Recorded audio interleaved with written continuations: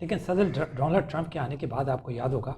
کہ ان کی خواہش یہ رہی ہے کہ اسرائیل اور عرب ممالک کے درمیان خاص طور پہ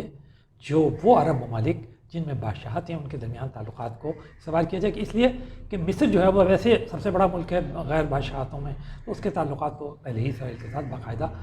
قائم ہیں، تو وہ اس سے بہتر ہو جائیں۔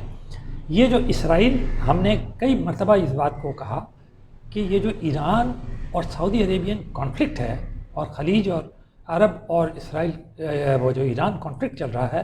اس نے صورتحال کو بہت ہی پیچیدہ کر دیا ہے، اور اس کے اندر کوئی نہ کوئی بیلنس قائم کرنے کی بہت زیادہ ضرورت ہے، وگرنہ عرب ممالک جو ہیں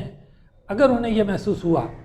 کہ ایران جو ہے وہ ڈومینیٹ کر جائے گا تو وہ پھر اسرائیل کی طرف جانے لگیں گے۔ آپ کو یاد ہوگا کہ ایک نیوکلیئر ڈیل اوباما صاحب کے زمانے میں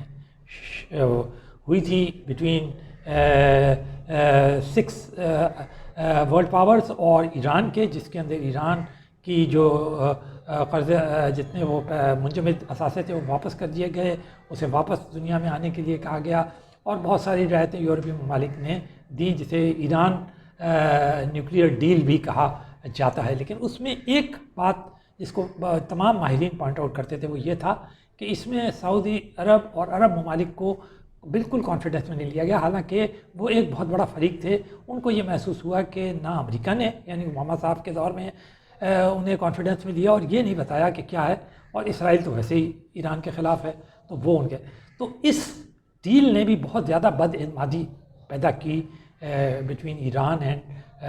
سعودی عربیہ، اور ہم اور بہت سارے ماہرین بھی بات پہ بار بار زور دیتے رہے کہ کوئی نہ کوئی ایسی صورتحال پیدا کرنا چاہیے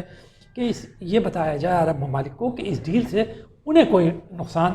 نہیں ہوگا، اور امریکہ جو ہے وہ ایران کو کوئی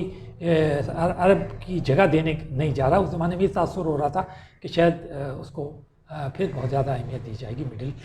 ایسٹ میں، اور عربوں پہ فوقیت دی جائے گی، لیکن بعد میں جب صدر ڈونلڈ ٹرمپ آئے تو بازی بالکل پلٹ گئی اور وہ پھر عربوں کی طرف چل گئے، خاص طور پہ ان کے سعودی عرب سے تعلقات بہت اچھے ہو گئے، اور شہزادہ جو ہیں ولی عہد جو ہیں سلمان، محمد بن سلمان، ان کا بہت زیادہ اس میں کردار ہے۔ لیکن یہ جو ہم نے آپ کو بتایا تھا کہ یہ جو بد اعتمادی اور یہ جو برتری کی جنگ ایران اور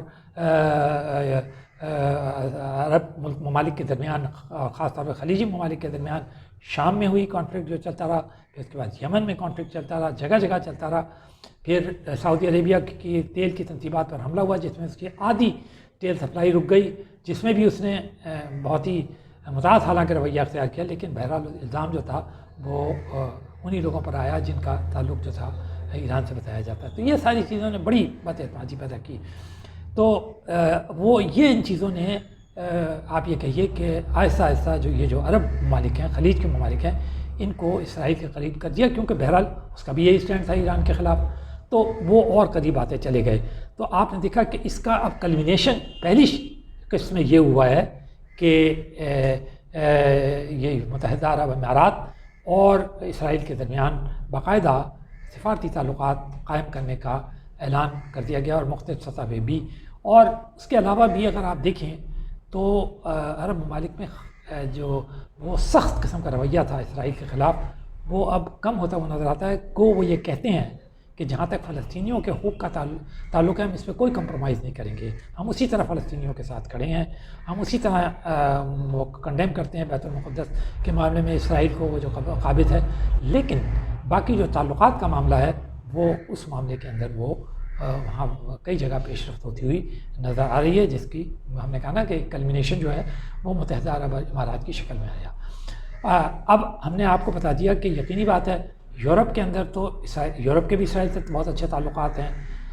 امریکہ کے تو ہیں ہی بہت اچھے تعلقات، لیکن یورپ کے بھی ہیں، تو وہاں بھی اس بات کو ویلکم ہی کیا گیا۔ انہوں نے بھی یہی کہا کہ ہاں یہ اچھا ہوا، اس سے امن میں اور یہ جمود جو قائم ہو گیا ہے فلسطین اور اسرائیل کی بات چیت کے درمیان، اس کو توڑنے میں اور امن کے پروسیس کو آگے بڑھانے میں شاید مدد ملے گی۔ آپ کو یاد ہوگا کہ جب بیت المقدس کو انہوں نے کیپٹل بنانے کا اعلان کیا تھا اور اسے تسلیم کیا تھا ڈونلڈ ٹرمپ نے، تو 157 ممالک نے دنیا کے آؤٹ آف 192 اس کی شدید مخالفت کی تھی، لیکن آج آپ دیکھ رہے ہیں کہ دنیا ذرا سی بدل رہی ہے۔ اس کے بعد ایک اور بات ہم آپ کے ذہن میں رکھیں، اس وقت دنیا کے اندر بڑی طاقتوں میں اگر آپ دیکھیں تو امریکہ تو سپر پاور ہے، اس کے بعد رشیا ہے، اس کے بعد چائنا ہے، چائنا سیکنڈ لارجسٹ پاور ہے۔ چائنا اور اسرائیل کے بہت اچھے تعلقات ہیں، اسٹریٹجک ریلیشنس ہیں، اور جو اطلاعات ہیں اور جو وہ ہیں ان کے مطابق رشیا کے بعد جو سب سے بڑا عام سپلائر ہے چائنا کو جدید ٹیکنالوجی کا، وہ اسرائیل ہے، اور تعلقات میں نے بتایا کہ ان کے باقاعدہ ہیں اور قائم ہیں اور اچھے تعلقات ہیں ان کے۔ رشیا کے تعلقات سب جنگ کے زمانے میں خراب تھے، کیوں اس لیے خراب تھے کہ مصر اور یہ جو دوسرے ممالک ہیں شام وغیرہ جو کہ سوشلسٹ کہلاتے تھے، ان کے تعلقات بھی خراب تھے، لیکن صدر ولادیمیر پوٹن کے آنے کے بعد بڑا پرو اسرائیلی اسٹانس انہوں نے لیا، تعلقات ان کے بہت اچھے ہوئے، اور ان کے ہر شعبے کے اندر بہت زیادہ تعلقات قائم ہوئے، خاص طور پہ ڈرونز ٹیکنالوجی کے اندر بہت بڑی $100 ملین کی ٹریڈز ہوئی ہیں۔ ویسے بھی ہم بتاتے چلیں کہ چائنا اور اسرائیل کے درمیان $15 بلین کا سالانہ ٹریڈ ہوتا ہے، اسی طرح اسرائیل اور رشیا کے درمیان بھی ٹریڈ جو کا والیوم جو بہت ہے، سائنٹیفک جو آپس کے کوآپریشن ہے وہ بہت زیادہ ہے، تو وہاں سے بھی ابھی تک تو کوئی ایسی نہ مذمت آئی ہے، نہ کوئی ایسی تشویش کا اظہار کیا گیا ہے، نہ کوئی ایسی بات ہے۔ تو یہ باتیں ہم نے اس لیے بتائی ہیں تاکہ جو لوگ اسے جذباتی نقطۂ نظر سے دیکھتے ہیں، یقینی بات ہے مسلم دنیا کے جذبات تو ہرٹ ہوئے ہوں گے اس سے، اور اس یقین تکلیف بھی ہوگی، پاکستانی اس سے بہت زیادہ وہ ہوں گے، لیکن ہم یہ بتاتے چلیں کہ متحدہ ہم اس کے اوپر ابھی مزید وہ نہیں کرنا چاہتے، ریئیکشن دیکھنا چاہتے ہیں پاکستان کا اور پاکستانی اس کا۔ ہم یہ بتاتے چلیں کہ پاکستان کے تقریباً 12 لاکھ اور 14 لاکھ کے درمیان ایکسپیکٹریٹس یا تارکین جو ہیں وہ وہاں موجود ہیں متحدہ عرب امارات میں، بہت اہم کردار ادا کرتے رہے ہیں وہ۔ اس کی ڈیولپمنٹ 1971 میں جب سے وہ وجود میں آیا ہے متحدہ عرب میں، اس وقت سے بہت اہم کردار ادا کرتے رہے ہیں، بہت کلوز ریلیشنز ہے۔ 3 ارب سعودی عربیہ نے دیا تھا پاکستان کو 2018 کے اندر، عمران خان یعنی وزیر اعظم کے جانے کے بعد 3 ارب روپے جب وہ وہاں گئے تو انہوں نے بھی ڈپازٹ کرایا ہوا ہے، اور انہوں نے ابھی تک واپسی کی بات نہیں کی ہے، حالانکہ ہمیں کچھ شکایات ان سے متحدہ عرب امارات سے اس وقت پیدا ہوئی تھی جب وہ IEC کا وہاں اجلاس ہوا تھا، ششما سوارج وہاں پر شامل کی گئی تھی، اور وہاں پہ کچھ